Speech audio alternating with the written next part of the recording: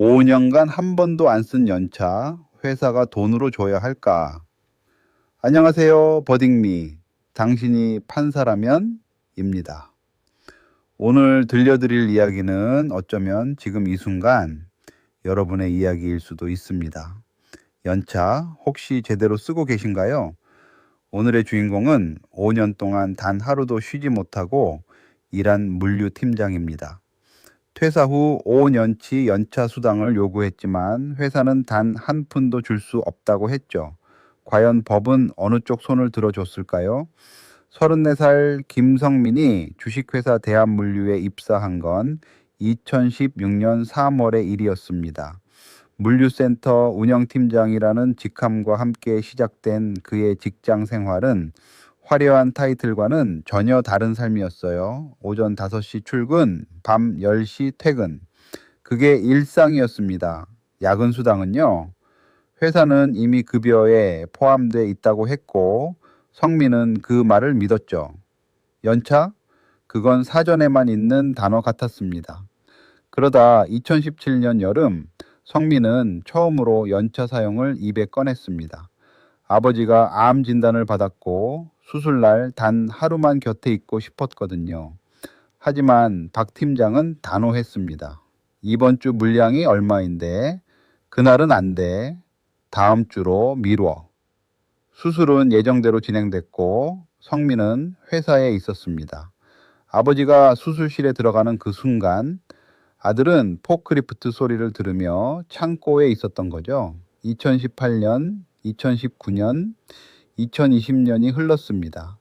연차는 매년 15일씩 생겼고 매년 15일씩 그냥 사라졌습니다.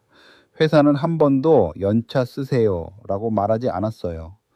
성민은 그저 다들 이렇게 사는구나 했습니다. 2021년 2월 그는 무너졌습니다. 불면증과 공황장애 진단, 의사는 쉬어야 한다고 했고 성민은 처음으로 자신의 몸이 더 이상 버틸 수 없다는 걸 알았습니다. 퇴사를 결심하고 서류를 정리하던 중 우연히 본 유튜브 영상에서 낯선 단어를 들었습니다. 미사용 연차 수당. 그 순간 그는 계산기를 꺼냈어요. 5년간 쓰지 못한 연차 75일 1급 기준으로 계산하니 1247만 원이 나왔습니다. 떨리는 손으로 인사팀에 정산을 요청했습니다. 돌아온 답은 냉담했죠. 연차는 본인이 신청하는 거예요. 안 쓴 건 본인 책임입니다. 자, 이 사건의 핵심은 바로 이겁니다. 연차를 쓰지 못한 책임이 근로자에게 있느냐, 회사에게 있느냐의 문제입니다. 우리나라 근로기준법은 회사에게 이른바 연차 사용 촉진 의무를 부과하고 있습니다. 쉽게 말하면 회사가 직원에게 연차 언제 쓸 거예요? 알려주세요 라고 서면으로 통보해야 한다는 거예요. 그 절차를 제대로 밟지 않으면 직원이 연차를 쓰지 않았더라도 회사가 수당을 줘야 합니다. 단순히 우리는 막은 적 없어요 로는 부족하다는 거죠. 여러분 회사 이런 절차 제대로 하고 있나요? 원고 성민의 입장을 먼저 들어볼게요. 그는 이렇게 말합니다. 저는 연차를 쓰고 싶었습니다. 아버지 수술 날도 몸이 아팠던 날도. 하지만 분위기상 도저히 쓸 수가 없었어요. 팀 전체가 연차 사용률 20%도 안 됐습니다. 이게 정상인가요? 그리고 회사는 한 번도 저에게 연차를 쓰라고 서면으로 안내한 적이 없습니다. 법이 정한 촉진 절차를 이행하지 않았으면 당연히 수당을 줘야 하는 거 아닌가요? 충분히 공감되시죠? 저도 그렇습니다. 그런데 피고 회사 측 주장도 들어보면 나름의 논리가 있습니다. 우리는 한 번도 연차를 거부한 적이 없습니다. 신청서를 낸 기록이 단 한 건도 없어요. 실제로 다른 직원들은 연차를 사용했습니다. 업무가 바빴던 건 사실이지만 바쁜 게 연차 금지를 의미하지는 않죠. 근로자 스스로가 5년 동안 한 번도 공식 신청을 하지 않은 건데 그게 왜 회사 책임입니까? 이 주장 완전히 틀렸다고 하기도 어렵지 않나요? 여러분은 어느 쪽 손을 들어주시겠습니까? 지금 버딩미 블로그에서 직접 투표해 보실 수 있습니다. 원고 성민의 손을 들어주실 건지 아니면 회사의 주장이 맞다고 보시는지 여러분의 판단을 들려주세요. 투표에 참여하신 분들께는 실제 판결 전문 해설이 공개됩니다. 자, 그럼 실제 판사는 어떤 결정을 내렸을까요?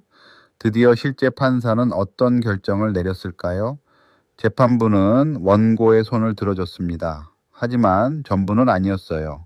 판사는 근로기준법 제61조를 근거로 회사의 연차 사용 촉진 의무 위반을 인정했습니다.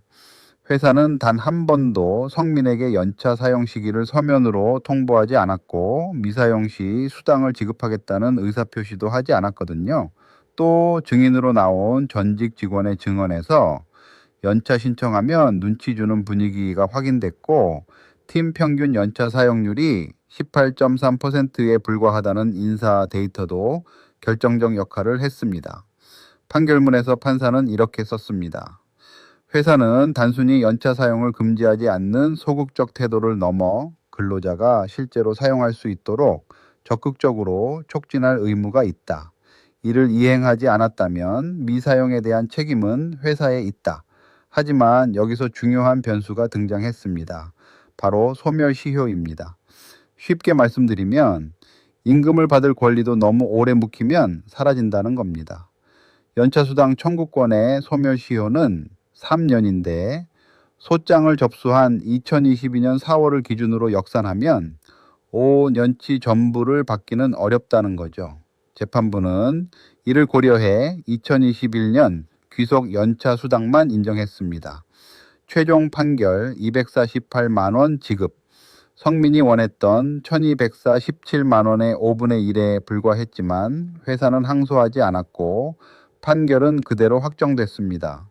적어도 법은 안 쓴 건 내 책임이라는 말을 완전히 받아들이지 않았습니다. 이 판결이 우리 일상에 주는 교훈은 아주 명확합니다. 첫째, 연차는 쓰는 것이 최고입니다. 당연한 말이지만 가장 중요한 원칙이에요. 수당으로 받는 건 차선책이고 시효가 지나면 그마저도 사라집니다. 둘째, 회사가 연차 사용을 구두로라도 거부하거나 눈치를 줬다면 반드시 기록을 남겨두세요. 카카오톡 대화, 이메일, 메모, 그 무엇이든요. 증거가 없으면 법정에서 내 기억은 아무런 힘이 없습니다. 셋째, 연차 신청은 공식 문서로 하는 것이 좋습니다. 말로 했다가 거부당하면 그 사실을 입증하기가 너무 어렵습니다. 넷째, 퇴사할 때 반드시 미사용 연차 정산을 요구하세요. 모르고 넘어가면 그냥 사라지는 돈입니다. 알아두면 반드시 도움이 됩니다. 당신이라면 어떤 판결을 내리셨을까요? 5년치 전부를 인정해 줬을까요? 아니면 오늘 판결처럼 최근 1년치만 인정하셨을까요? 버딩리가 마음에 드셨다면 구독과 공유 부탁드립니다. 여러분 한 분 한 분의 공유가 더 많은 사람들이 자신의 권리를 알게 되는 계기가 됩니다. 다음 판례에서 만나요.